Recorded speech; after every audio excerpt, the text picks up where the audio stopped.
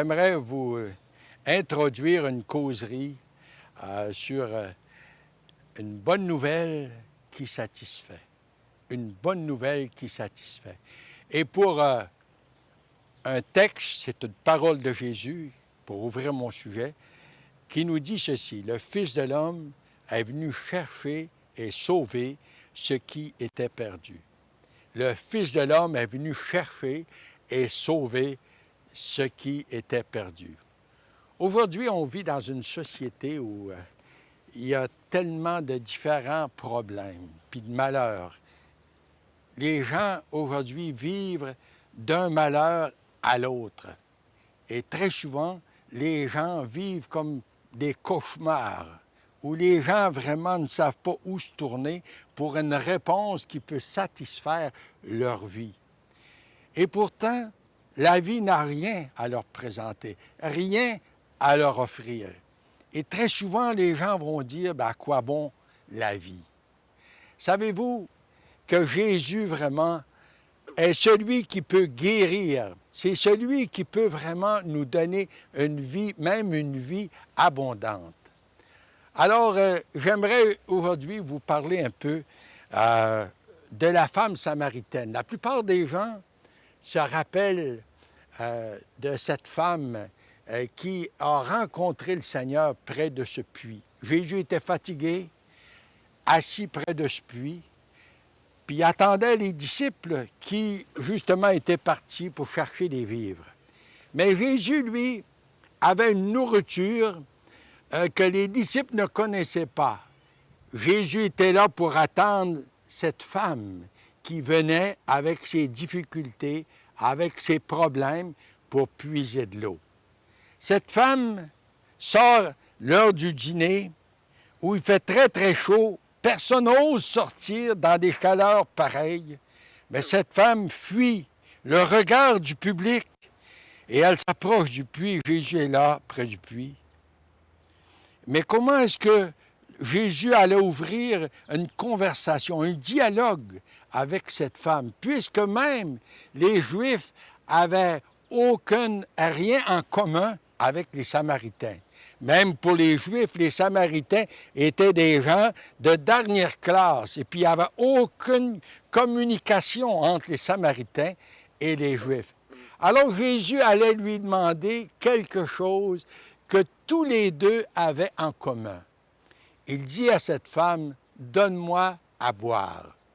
Donne-moi à boire. » La femme surprise, un Juif étranger qui lui parle et qui lui pose cette question, « Donne-moi à boire. » Alors cette femme a dit, « Comment toi qui es juif, tu oses me parler à moi, une Samaritaine? » Alors le Seigneur lui dit, « Si tu connaissais le don de Dieu, et celui qui te dit, « Donne-moi à boire », c'est toi qui lui aurais demandé à boire.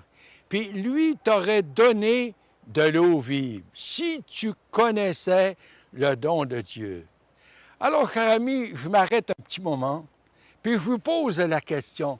Vous, le connaissez-vous, Jésus, en termes personnels puis intimes?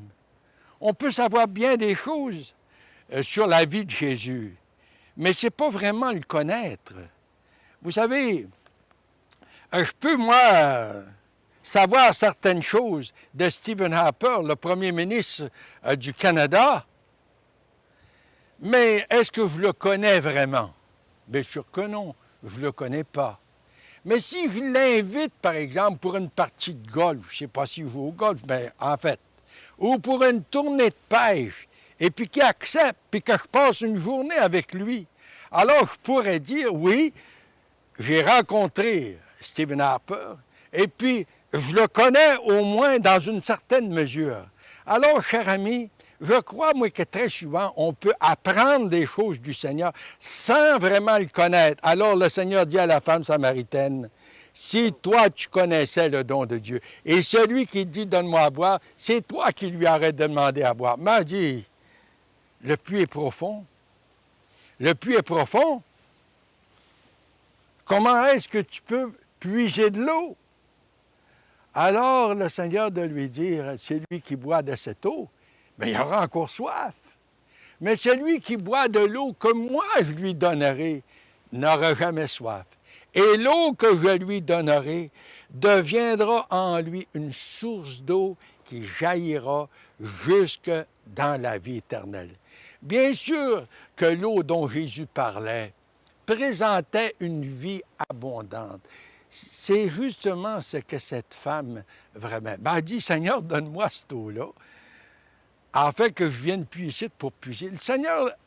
Le Seigneur était là pour répondre à ses besoins. Le Seigneur connaissait justement cette femme, mais elle ne comprenait pas ce langage, puis elle ne connaissait pas qui lui parlait, en fait. Alors Jésus de lui dire, va puis appelle ton mari. Et cette femme lui dit, ben, j'ai pas de mari. Tu as bien fait de dire, je n'ai pas de mari. Tu as eu 5 maris. Puis celui avec qui tu vis présentement, là, ben c'est pas ton mari. Alors cette femme est tout à fait surprise de voir que Jésus pouvait vraiment répondre et voir toute la vie de cette femme. Chers amis, savez-vous que Jésus vous connaît aujourd'hui? Et si vraiment vous vivez des difficultés, des problèmes, le Seigneur est parfaitement conscient de vos difficultés, de vos problèmes. Vous ne pouvez cacher rien. Et le Seigneur peut vraiment répondre à vos besoins, comme il a fait ici à la femme samaritaine. Le Seigneur pouvait répondre à ses besoins. Bien sûr qu'elle essaie de se cacher, vous savez, derrière la façade de la religion. Elle dit, nos pères ont adoré ici sur cette montagne. C'est comme si elle lui disait, bien ça c'est notre religion ici, même si elle était sans doute pas pratiquante du tout. Alors, vous savez, le Seigneur dit, Dieu cherche des vrais adorateurs qui vont adorer le Père en esprit puis en vérité. Alors, la femme samaritaine lui dit finalement, elle dit, je sais que le Messie doit venir. Les Samaritains espéraient ou attendaient le Messie promis dans l'Ancien Testament, dans la parole. Et le Seigneur de lui répondre, je le suis, moi qui te parle. Elle avait besoin de cette rencontre avec Jésus. Elle avait besoin de connaître le véritable Messie, le véritable Sauveur. Et c'est lui qui allait transformer la vie de cette femme. Chers amis, vous aussi, vous avez besoin de connaître Jésus.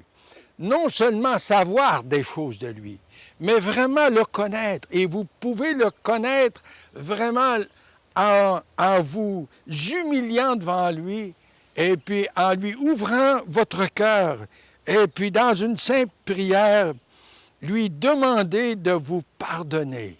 D'abord, il connaît, il sait tout de votre vie. Et lui peut transformer, lui peut vous donner cette vie abondante. Oui, Jésus s'offre à vous, il s'offre vraiment à tout le monde. Et c'est lui qui peut transformer nos problèmes, nos difficultés dans une vie abondante, une vie heureuse, une vie de bonheur.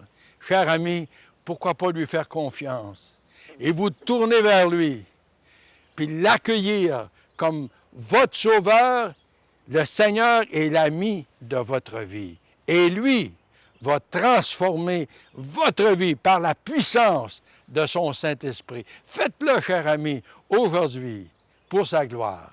Amen.